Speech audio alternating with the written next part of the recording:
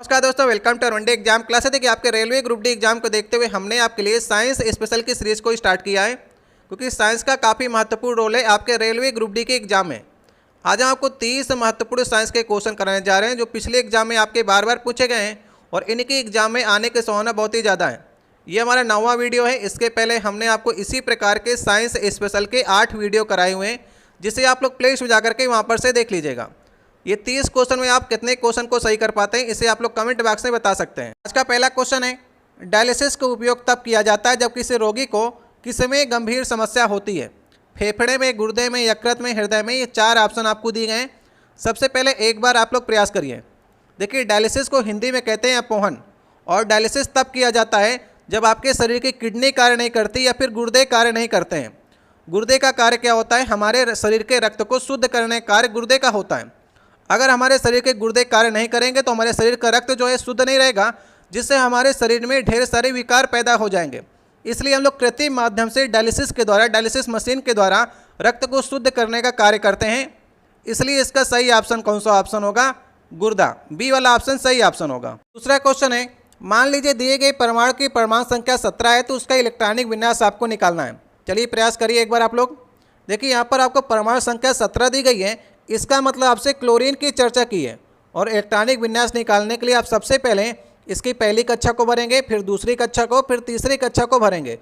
तो जो कक्षाओं में मैक्सिमम इलेक्ट्रॉन्स होते हैं कितने, ये आपको निकालने के लिए 2n² फार्मूले का यूज करिए, जहाँ पर n क्या है? कक्षाओं की संख्या है। तो पहली कक्षा में n की जगह पर अगर आप 1 रखेंगे तो 2 आ जाएगा। तो पहली कक्षा में मैक्सिमम 2 इलेक्ट्रॉन्स ही हो सकते हैं। दूसरी कक्षा में इसकी जगह पर, n की जगह पर अगर आप 2 रखेंगे तो यहाँ पर 8 निकलेगा 2n², और n की जगह पर 3 रखेंगे तो 18 निकलेगा। मतलब कि पहली कक्षा में मैक्सिमम 2 इलेक्ट्रॉन्स हो सकते हैं, दूसरी में 8, तीसरी में 18। तो क्लोरीन को भरना स्टार्ट करते हैं। पहली कक्षा में 2 इलेक्ट्रॉन्स होंगे, दूसरे में 8, यहाँ तक हमारे 10 इलेक्ट्रॉन कंप्लीट हो गए। हमारे पास 17 इलेक्ट्रॉन्स हैं, तो लास्ट वाली कक्षा में 7 होंगे। इसलिए कौन सा ऑप्शन सही होगा? जहाँ पर भी 2, 8, 7 लिखा हो उससे हम लोग सही कर देंगे। सही ऑप्शन होगा दूसरा वाला ऑप्शन। देखिए, पहले ऑप्शन में इसने 2, 7, 8 लिख रखा है। इसका मतलब ये हुआ कि इसने दूसरी कक्षा को अपूर्ण छोड़ दिया और तीसरी कक्षा को भर दिया है। सबसे पहले आप दूसरी कक्षा को भरेंगे, इसके बाद ही तीसरी कक्षा को भरेंगे, ठीक है? इसलिए दूसरे वाले ऑप्शन को आप सही करेंगे। अगर आपको वीडियो अच्छा लग रहा हो तो वीडियो को लाइक करिएगा। अगर आप लोग पहली बार चैनल पर आए हो तो नीचे आपको लाल रंग की सब्सक्राइब की बटन दिखेगी, उसे दबाकर लाल से काली कर दीजिएगा, ताकि आने वाली जो वीडियो आपके पास सबसे पहले पहुँच सके। तीसरा क्वेश्चन है, निम्नलिखित में से कौन सा पेंटेन का आइसोमर नहीं है? ये 4 ऑप्शन आपको दिए गए हैं। चलिए प्रयास करिए। अच्छा क्वेश्चन है, काफ़ी कम लोग इसे सही कर पाएंगे। देखिए, पेंटेन में कार्बन की संख्या होती है 5, और जो इसका आइसोमर बनेगा वो किसी न किसी प्रकार से 5 ही कार्बन से बनना चाहिए। तो 4 ऑप्शन में चेक करिए, किसमें कार्बन की संख्या कम है, किसमें ज़्यादा है। जिसमें कम ज़्यादा होगी 5 से, वो इसका आइसोमर नहीं बनाएगा। यहाँ पर देखिए, सभी जो चारों ऑप्शन हैं आपके एल्केन श्रेणी के हैं, इसलिए चारों आपके ऑप्शन सही हो सकते हैं। बस कार्बन की आपको संख्या को गिनना है। यहाँ पर देखिए, मिथिल की 2 पोजीशन है, 1 और 3। तो मिथिल में 1 कार्बन होता है, लेकिन यहाँ पर 2 मिथिल लगे हैं तो 2 कार्बन होंगे। ब्यूटेन के पास 4 कार्बन होते हैं, 4, 2, 6। और हमने बताया पेंटेन के पास 5 कार्बन होते हैं, जो इसका आइसोमर होगा उसके पास भी 5 ही कार्बन होंगे। तो यहाँ पर तो 6 हो गए। इसलिए पहला वाला ऑप्शन जो होगा वो इसका आइसोमर नहीं होगा।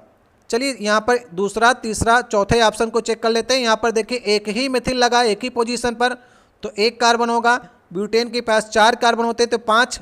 तो ये आपका आइसोमर हो सकता है पेंटेन का। पेंटेन यहाँ पर तो 5 ही कार्बन होंगे। अब यहाँ पर देखिए, इसमें 2 पोजीशन पर मिथिल लगा है तो 2 कार्बन होंगे। इसके पास 1 के पास 1, मिथिल के पास 1, 2 पोजीशन में 2 कार्बन। प्रोपेन के पास 3 होते हैं तो 5। तो मतलब दूसरा, तीसरा और चौथा इसके आइसोमर हैं, जबकि पहला वाला इसका आइसोमर नहीं है। चौथा क्वेश्चन है, रक्त क्या है? 4 ऑप्शन दिए गए, चारों ऑप्शन को ध्यान से पढ़िए और बताइए रक्त क्या है। सही ऑप्शन होगा इसका बी वाला ऑप्शन। एक तरल संयोजी ऊतक है, ठीक है? तरल भी है, संयोजन करने का कार्य करता है, जोड़ने का काम करता है। ऊतक मतलब कि कोशिकाओं से मिलकर के बना है, तो ऊतक होगा। कौन सा ऑप्शन सही होगा? बी वाला ऑप्शन। 5वां क्वेश्चन है, ध्वनि के संचरण के लिए आवश्यक माध्यम की अवस्था कैसी होनी चाहिए? ध्वनि जो है किस माध्यम में ट्रेवल करती है? ठोस माध्यम में, द्रव माध्यम में, गैस माध्यम में, या फिर इनमें से सभी? बताइए कौन सा ऑप्शन आपको सही लग रहा है। देखिए धोने के लिए माध्यम आवश्यकता होती है, ये जरूरी नहीं कि उसके लिए ठोस हो, द्रव हो, गैस हो, किसी भी अवस्था में ये ट्रेवल कर सकती है। बस ये होता है कि ठोसों में ध्वनि की चाल ज़्यादा होती है, द्रव में उसके बाद, और सबसे कम गैसों में ध्वनि की चाल होती है। लेकिन उसके लिए माध्यम आवश्यकता करता है, जरूरी नहीं कि ठोस है, द्रव है, गैस है, किसी भी अवस्था में कर सकती है, लेकिन माध्यम होना चाहिए। इसलिए डी वाला ऑप्शन सही ऑप्शन होगा। चलिए आप लोग कमेंट बॉक्स में ये बताइएगा कि निर्वात में ध्वनि की चाल कितनी होती है। ठीक है, निर्वात में ध्वनि की चाल कितनी होती है, कमेंट बॉक्स में जो लोग को आंसर मालूम हो बता सकते हैं। इसका सही ऑप्शन होगा डी वाला ऑप्शन, इनमें से सभी। छठा क्वेश्चन है, यदि पत्तियों की सरसराहट की तीव्रता आपको 10⁻⁻11 वाट अपान मीटर स्क्वायर दी गई है, तो उक्त सरसराहट के कारण तीव्रता का स्तर कितना होगा, ये आपको बताना है। यहाँ पर देखिए आपको इंटेंसिटी दे रखी है, आई दे रखा है, और इसको आपको चेंज करना है, डेसिबल में चेंज करना है। ठीक है, ऐसे क्वेश्चन मैंने आपको पिछले वाले सेट में कराए। अगर आप लोग हमारे लगातार साइंस स्पेशल के सेट देख रहे हैं तो आप इस क्वेश्चन को कर सकते हैं। डेसिबल में चेंज करने के लिए डेसिबल बराबर होता है 10 log I अपान I0। जहाँ पर आपको I तो दे रखा है 10⁻⁻11, इसलिए आपको I0 जो है ये हमेशा मैंने आपको बताया था कि 10⁻⁻12 आपको लेकर चलना है, क्योंकि 10⁻1 गुणे 10⁻⁻12 बराबर 0 डेसिबल के होता है। ठीक है, तो डेसिबल अगर आपको 0 से आगे ले जाना है तो इसको आपको बेस मान के चलना होगा। I0 की जगह पर आपको 10⁻⁻12 लेकर चलना होगा। तो चलिए हम लोग फार्मूले में रखते हैं और इसका मान निकालते हैं। तो I की वैल्यू आपको दे रखी है 10⁻11, और I0 आपको मान के चलना है 10⁻12। हर आपको फार्मूले में 10⁻12 जो है ये बेस लेकर चलना है। यहाँ पर देखिए 10 आ जाएगा, लॉग आ जाएगा, और जब 10 की पावर ऊपर जाएगा तो यहाँ पर से ये माइनस है और ये प्लस हो जाएगा, तो यहाँ पर 10 आ जाएगा। 10⁻1 मतलब कि 10 आ जाएगा, और यहाँ पर 10 की बेस में 10 होता है, तो log 10 की वैल्यू जो होती है, बेस में अगर 10 है तो उसकी वैल्यू 1 हो जाती है, तो डेसिबल 10 आ जाएगा। समझ गए आप लोग। तो यहाँ पर इंटेंसिटी अगर 10⁻⁻11 दे रखी है तो सरसराहट का तीव्रता स्थल कितना होगा, 10 होगा, 10 डेसिबल होगा। कौन सा ऑप्शन सही ऑप्शन होगा, लास्ट वाला ऑप्शन। 7वां क्वेश्चन है, किसी v गति से चलने वाले m द्रव्यमान का एक कण किसी दूसरे m द्रव्यमान वाले स्थिर कण के साथ सामने से टक्कर करता है, तो टकराव के बाद पहले कण का वेग आपको निकालना है। ये आपको याद कराया जाता है कि अगर m द्रव्यमान का कोई कण है जो कि v वेग से चल रहा है, और किसी m द्रव्यमान के मतलब सेम ही द्रव्यमान के किसी कण जो कि जिसका वेलोसिटी 0 है, स्थिर है मतलब कि वेलोसिटी 0 है, अगर उससे टक्कर करता है तो ये बाद में क्या करते हैं, अपनी वेग को एक्सचेंज कर लेते हैं। मतलब कि जो पहले वाला हमारा कण था पहला और ये दूसरा, ये स्थिर हो जाएगा v0 गति से, और ये गतिमान हो जाएगा दूसरा वाला v की गति से। मतलब कि ये जो चेंज कर लेते हैं अपनी गति को, पहला वाला 0 हो जाएगा और दूसरा वाला जो कण है हमारा वो v वेग से गतिमान हो जाएगा। तो यहाँ पर आपसे क्या पूछा है, टकराव के बाद पहले वाले कण का वेग क्या होगा, तो पहले वाले कण का वेग 0 होगा। सही ऑप्शन होगा इसका तीसरा वाला ऑप्शन। ठीक है, आपको याद रहेगा हमेशा, अगर m और m मतलब दोनों समान द्रव्यमान के पिंड आपस में टकराते हैं, पहले का वेग v है दूसरे का 0 है, तो टक्कर के बाद ये दोनों आपस में अपने वेग को एक्सचेंज कर लेते हैं। पहला वाला 0 हो जाएगा, पहला वाला स्थिर हो जाएगा, और दूसरा वाला v वेग से जितना उसका वेग था उतना ही वेग से आगे गतिमान हो जाएगा। कौन सा ऑप्शन सही होगा, तीसरा वाला ऑप्शन। 8वां क्वेश्चन है, कवक की कोशिका भित्ति किससे बनी होती है। ये क्वेश्चन काफ़ी बार आपके एग्जाम में पूछा जाता है, कवक की कोशिका भित्ति किससे बनी होती है। सही ऑप्शन होगा काइटिन से बनी होती है। ठीक है, तो कवक क्या है, कवक एक प्रकार का थैलोफाइटा समूह में आता है जो कि हरित लवक रहित होता है, इसमें क्लोरोफिल नहीं होता है। तो ये क्या करेगा, परजीवी के रूप में कार्य करेगा, स्वयं खाना नहीं बना पाता है। और कवक के अध्ययन को हम लोग क्या कहते हैं, माइकोलॉजी कहते हैं। ठीक है, इसका सही ऑप्शन होगा काइटिन। 9वां क्वेश्चन है, उस निश्चित मार्ग को क्या कहा जाता है जिस पर कोई ग्रह सूर्य के चारों ओर घूमता है। मान लीजिए ये सूर्य है और इसके चारों ओर कोई ग्रह है जो घूम रहा है। ठीक है, तो उस कक्ष को आप क्या कहेंगे, उसको कहेंगे कक्षा, और इसे कहते हैं इंग्लिश में ऑर्बिट कहते हैं। लेकिन आपको ध्यान रखना है, अगर आपसे पूछ लें कि इसका पथ जो होता है कैसा होता है, तो आप वृत्तीय नहीं कहेंगे, आप कहेंगे कि ये दीर्घवृत्ताकार मार्ग में इस प्रकार से चक्कर लगाते हैं। ठीक है, गोला नहीं चक्कर लगाते हैं, दीर्घवृत्ताकार मार्ग में चक्कर लगाते हैं, ये भी आपको ध्यान रखना है। सही ऑप्शन होगा बी वाला ऑप्शन। 10वां क्वेश्चन है, पुरुष और महिला लैंगिक कोशिकाएं जुड़ करके क्या बनाती हैं? ये 4 ऑप्शन आपको दिए गए हैं, चारों ऑप्शन को ध्यान से देखिए। देखिए, पुरुष का स्पर्म और महिला का एग मिल करके जब फर्टिलाइजेशन की क्रिया होती है तो जाइगोट का निर्माण होता है, जिसे हम लोग हिंदी में कहते हैं युग्मनज। ठीक है, यही जाइगोट आगे चल करके शिशु का निर्माण करता है। तो सही ऑप्शन कौन सा होगा? बी वाला ऑप्शन। 11 नंबर क्वेश्चन है, यहाँ पर देखिए आपको 4 विकल्प दिए गए हैं, इसमें से आपको बताना है अम्लों के बारे में निम्नलिखित में से कौन सा कथन सत्य है। चारों ऑप्शन को ध्यान से पढ़िए, समय लेकर के पढ़िए, क्योंकि बड़े बड़े ऑप्शन हैं, गलत आपको नहीं करना है।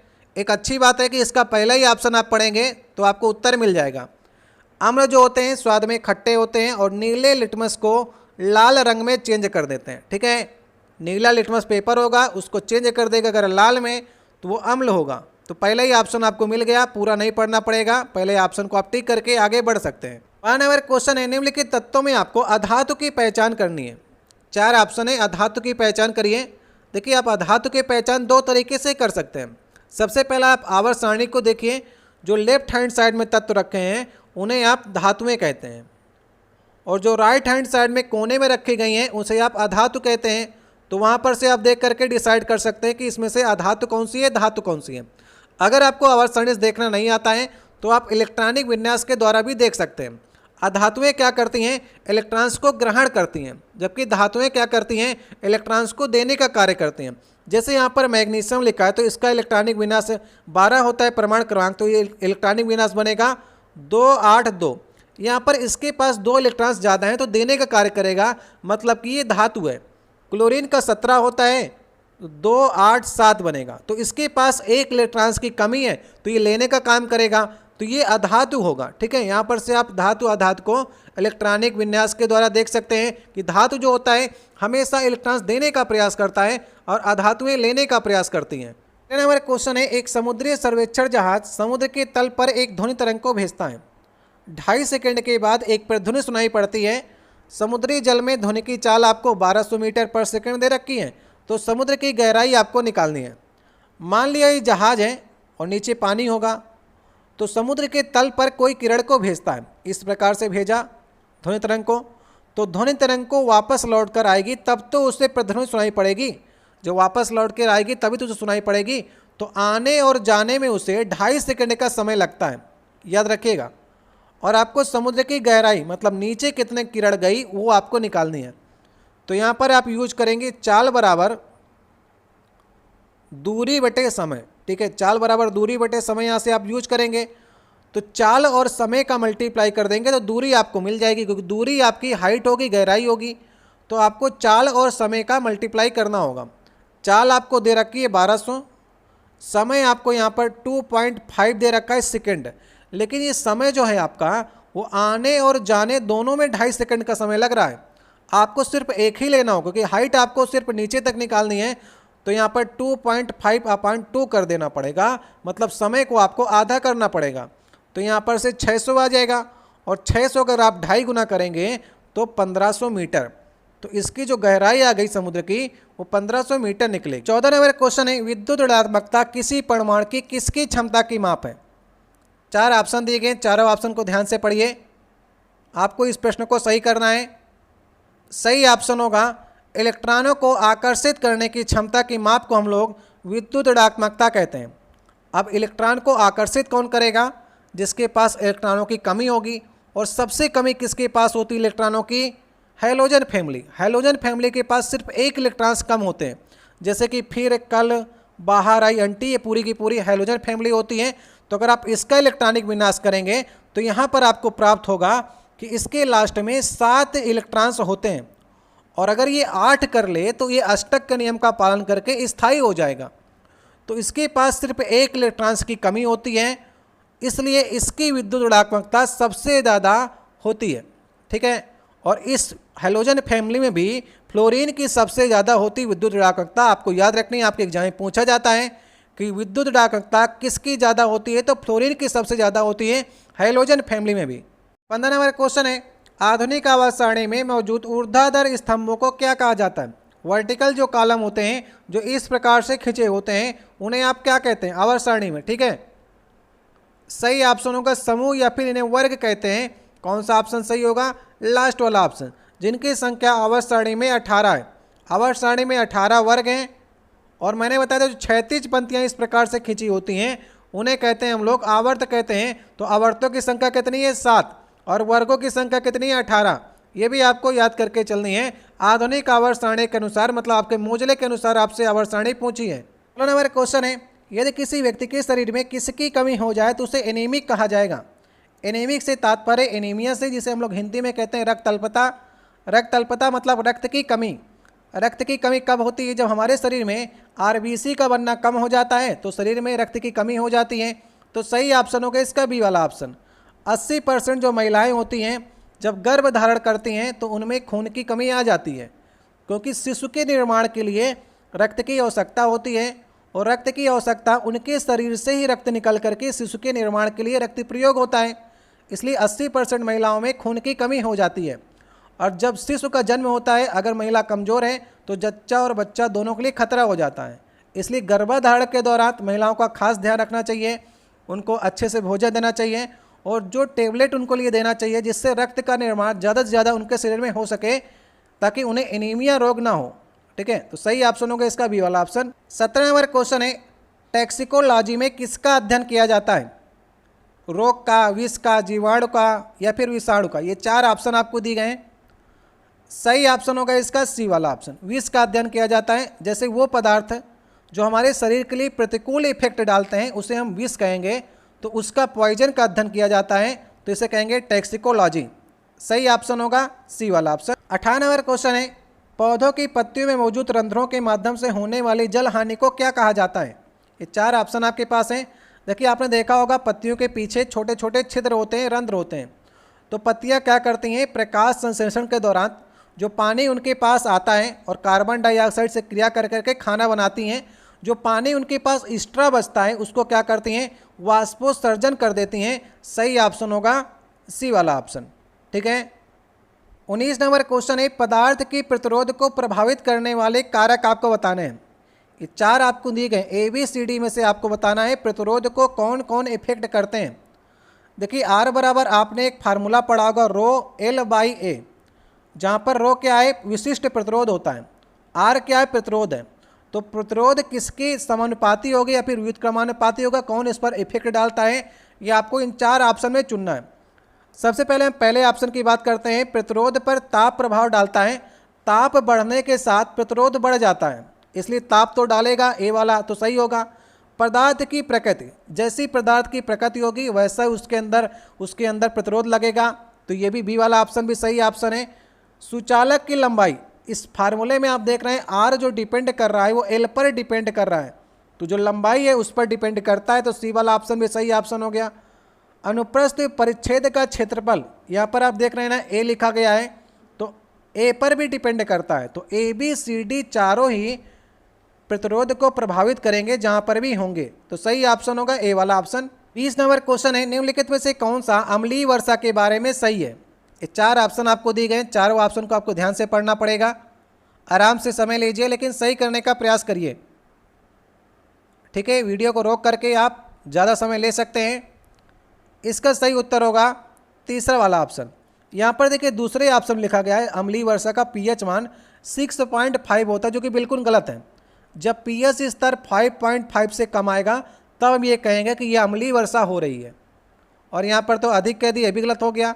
तो तीसरे और पहले ऑप्शन में आप देखिए यहाँ पर pH मान को बढ़ाती है, ये pH मान को कम करती हैं।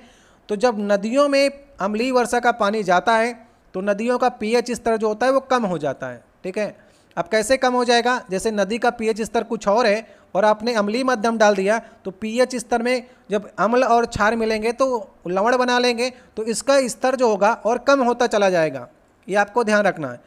तो जो अम्लीय वर्षा होती है तो उससे अगर नदी में पानी जा रहा है अम्लीय वर्षा का, तो उसमें रहने वाले जीव जंतुओं के जीवन पर खतरा आ जाता है, क्योंकि जीव जंतु जो जीवित रहते हैं वो 7 से लेकर के 7.8 pH तक ही उनका जीवन जो होता है वो सुरक्षित माना जाता है।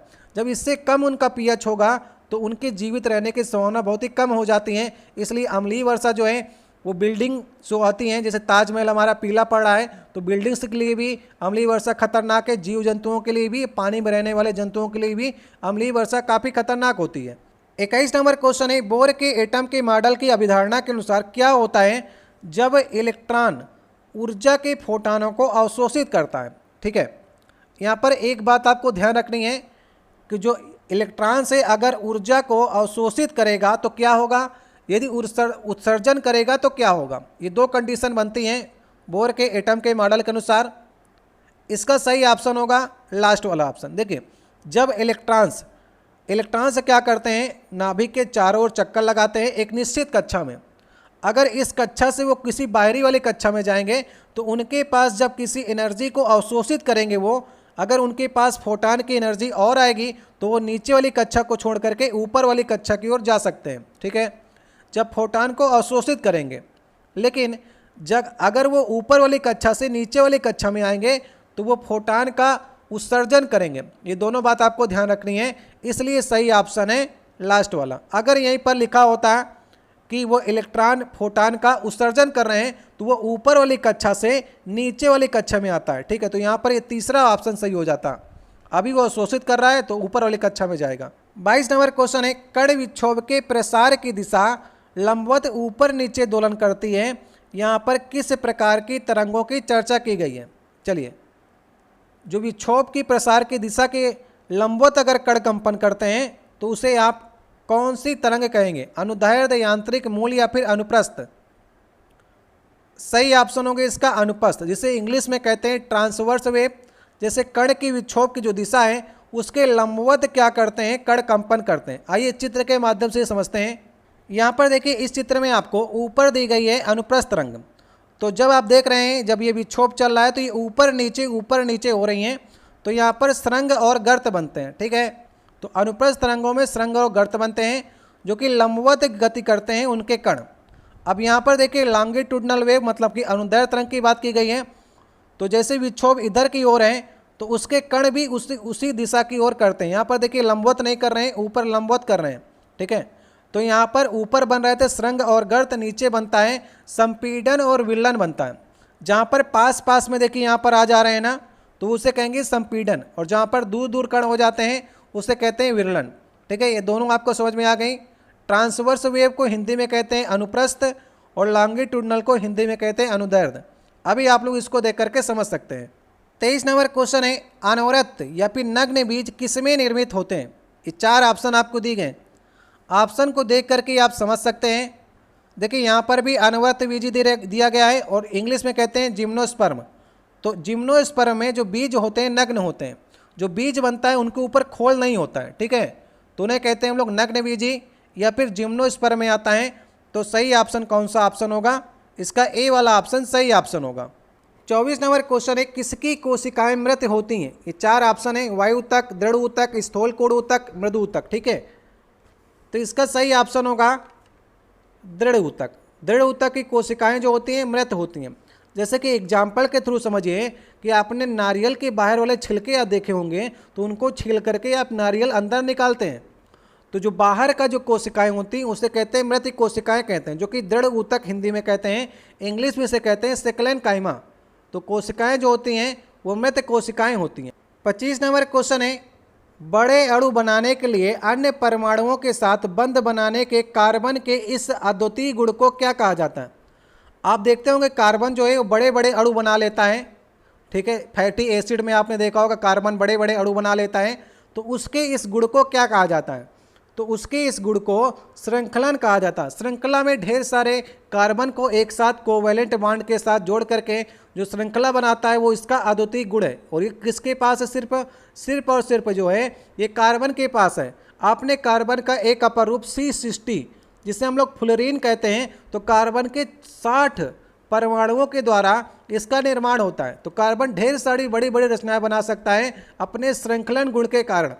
26 नंबर क्वेश्चन है, एक आदमी 20 kg का भार भूमि से 5 मीटर की ऊंचाई तक उठाता है, तो उसके द्वारा किया गया कार्य आपको बताना है। चलिए बताइए। सबसे पहले देखिए कार्य की यूनिट जो होती है वो क्या होती है, जूल होती है। तो यहाँ पर से आप दूसरा वाले ऑप्शन को सही करके जा सकते थे। ठीक है, ये भी आपको ध्यान रखना होगा कहाँ पर आपको स्मार्ट वर्क यूज करना है, कहाँ पर आपको हार्ड वर्क करना है। अब देखिए हम आपको फार्मूला लगा करके बताते हैं। अभी तो उत्तर आपको मालूम चल गया, इसका दूसरा ऑप्शन सही होगा। W बराबर होता है F इंटू एस, लेकिन यहाँ पर फोर्स तो नहीं दिया गया, तो फोर्स को चेंज कर लीजिए mg और s को आप h भी लिख लीजिए। तो यहाँ पर mgh, तो m कितना दिया गया आपको 20, g की वैल्यू आपको यहाँ पर 10 दी गई है और h आपको हाइट दी गई है 5। तो 2 पंचे 10 और 10 के आगे 2 जीरो और आपको लगा देने हैं। तो 1000 जूल जो होगा वो इसका कार्य होगा। आप पहले तरह से कर सकते थे देख करके चारों ऑप्शन में से, और दूसरी प्रकार से करना तो आपको आना ही चाहिए। अगर चारों ऑप्शन में जूल लगा देता तो फिर तो आपको करना पड़ता, किसी में 1 जीरो वो कम कर देता, तब किसी में 1 जीरो ज़्यादा कर देता। लेकिन आपसे ही वो यूनिट ही जानने का प्रयास कर रहा है, इसलिए चारों ऑप्शन में उसने 1000 ही रखा है। ये भी आप लोग बात को ध्यान रखिएगा। 27 नंबर क्वेश्चन है, विस्थापन ज्ञात करने के लिए हमें प्रारंभिक स्थिति से अंतिम स्थिति तक कैसे बनाना होगा। विस्थापन, देखिए विस्थापन क्या होता है, डिस्प्लेसमेंट होता है। जैसे आप यहाँ से चलना स्टार्ट कर रहे हैं, ऐसे चल रहे हैं, ऐसे चल रहे हैं, ऐसे चल रहे हैं, ऐसे चल रहे हैं, और घूम फिर के आप यहाँ पर मान लीजिए आ गए, बी के स्थान पर आ गए। तो आपने दूरी कितनी चली, मान लीजिए आपने दूरी चली होगी यहाँ पर 10 किलोमीटर। तो ये दूरी जो हो गई वो आपकी, आपने कितनी चली, किस डायरेक्शन में चली, इस प्रकार से आपकी हो गई। लेकिन विस्थापन जो होता है वो एक सीधी रेखा में नापा जाता है। आप लास्ट में कहाँ पर पहुँचे हैं, ए से बी की बिल्कुल सीधी रेखा में अगर नापेंगे तो यहाँ पर आपको डिस्प्लेसमेंट नज़र आएगा। तो आप विस्थापन को कैसे नापते हैं, सीधी रेखा में, प्रारंभिक स्थिति से अंतिम स्थिति तक सीधी रेखा में विस्थापन ज्ञात करने के लिए आपको मापना होगा। सही ऑप्शन होगा तीसरा वाला ऑप्शन। 28 नंबर क्वेश्चन है, एक समूह में संयोजी इलेक्ट्रॉनों की संख्या कितनी होती है। ठीक है, अब समूह का मतलब आपसे वर्ग की बात कर रहे हैं। जैसे कि आप पहले वर्ग को देखिए, हलीना करे रब से पर्याप्त पहले वर्ग में आता है। तो 3 तत्व से समझने का प्रयास करते हैं। इसके पास कितने इलेक्ट्रॉन्स होते हैं, एक ही इलेक्ट्रॉन्स होता है।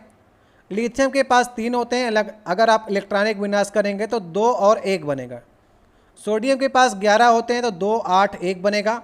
तो यहाँ पर से आप देख रहे हैं संयोजी इलेक्ट्रॉनों की संख्या, और संयोजी इलेक्ट्रॉन कौन सा इलेक्ट्रॉन होता है, बाहरी कक्षा का इलेक्ट्रॉन्स होता है। और एक समूह की बात करा तो हमने एक ही समूह के जो हैं तत्व रखे हैं। तो यहाँ पर देखिए संयोजी इलेक्ट्रॉन इसमें कितना, 1 है, इसमें भी 1 है, इसमें भी 1 है। तो आप यहाँ से कह सकते हैं कि किसी समूह में संयोजी इलेक्ट्रॉनों की संख्या जो होती है वो समान रहती है। ठीक है, आपने पहले वर्ग को ले लिया। अब चलिए हम लोग क्लोरीन और ब्रोमीन वाले वर्ग को लेते हैं। जैसे कि यहाँ पर फ्लोरीन हो गया, क्लोरीन हो गया, ब्रोमीन हो गया। तो यहाँ पर फ्लोरीन की होती है 9, तो 2 7 बनेगा। क्लोरीन का कितना होता है, 2 8 7। तो यहाँ पर से भी आप देख रहे हैं कि इसके अंतिम कोष में 7 7 इलेक्ट्रॉन्स नजर आ रहे हैं, मतलब संयोजी इलेक्ट्रॉनों की संख्या 7 इसमें भी है। तो एक समूह में पाए जाने वाले संयोजी इलेक्ट्रॉनों की संख्या समान रहती है। आप सभी वर्ग को उठा के देख सकते हैं, उनके अंतिम जो इलेक्ट्रॉन्स होंगे वो समान होंगे। 29 नंबर क्वेश्चन है, आयनीकरण ऊर्जा की इकाई आपको बतानी। चलिए बताइए, आयनीकरण ऊर्जा की इकाई क्या होती है। वैसे हम लोग इसे इलेक्ट्रॉन वोल्ट से भी लिखते हैं, लेकिन ऑप्शन में आपके नहीं है। ऑप्शन में आपको किलो जूल पर मोल लिखा गया, तो यही होती है आयनीकरण ऊर्जा। सही ऑप्शन होगा तीसरा वाला ऑप्शन। ये क्वेश्चन जो है आपके पिछले सेट में आ चुका है, तो अगर आपने पिछला सेट देखा होगा तो यहाँ पर आप आसानी से सही कर सकते थे। 30 नंबर क्वेश्चन है, आज का लास्ट क्वेश्चन होगा, माध्यम n और m का अपवर्तनांक किस सूत्र द्वारा प्रदर्शित किया जाता है। ठीक है, अपवर्तनांक आपने पढ़ा होगा, इंग्लिश में देखिए ऊपर लिखा गया है रिफ्रैक्टिव इंडेक्स। तो उसके बारे में आपको बताना है कौन सा कथन आपको सही लग रहा है। ये किसका रेशियो होता है, जो अपवर्तनांक होता है वो किसका रेशियो होता है। 4 ऑप्शन बड़े बड़े हैं इसलिए आपको समय दे रहे हैं। सही ऑप्शन होगा इसका बी वाला ऑप्शन। यहाँ पर देखिए बी वाला ऑप्शन सही ऑप्शन है। हवा में प्रकाश की चाल और माध्यम में प्रकाश की चाल का जो अनुपात होता है उसे हम लोग कहते हैं अपवर्तनांक। ये आपको याद रहेगा। तो नीचे आपको क्या रखना है, माध्यम में प्रकाश की चाल, और ऊपर रखनी है हवा में प्रकाश की चाल, तब आपको कहीं जा करके अपवर्तनांक मिलेगा। तो हमारे 30 ये महत्वपूर्ण क्वेश्चन थे जो आपके पिछले साल रेलवे के एग्जाम में पूछे गए थे, और आपने इन 30 प्रश्नों में से कितने प्रश्न को सही किया ये आप कमेंट बॉक्स में बता सकते हैं। मेरी आशा है कि अगर आप इसमें से 22 से 24 क्वेश्चन भी सही कर लेते हैं तो इस समय आपका स्कोर अच्छा माना जाएगा। लेकिन एग्जाम आते आते इसी सारे सेटों में आपका स्कोर 30 में 30 होना चाहिए। क्योंकि आपको 20 से 25 क्वेश्चन रेलवे ग्रुप डी के एग्जाम में साइंस से देखने को मिलेंगे। और अगर आप साइंस यहाँ पर से पढ़ के जाते हैं तो 25 से 25 क्वेश्चन आप साइंस के वहाँ पर सही करके आएंगे। ये आपको भरोसा लेकर चलना है, ढेर सारे क्वेश्चन की प्रैक्टिस करनी है।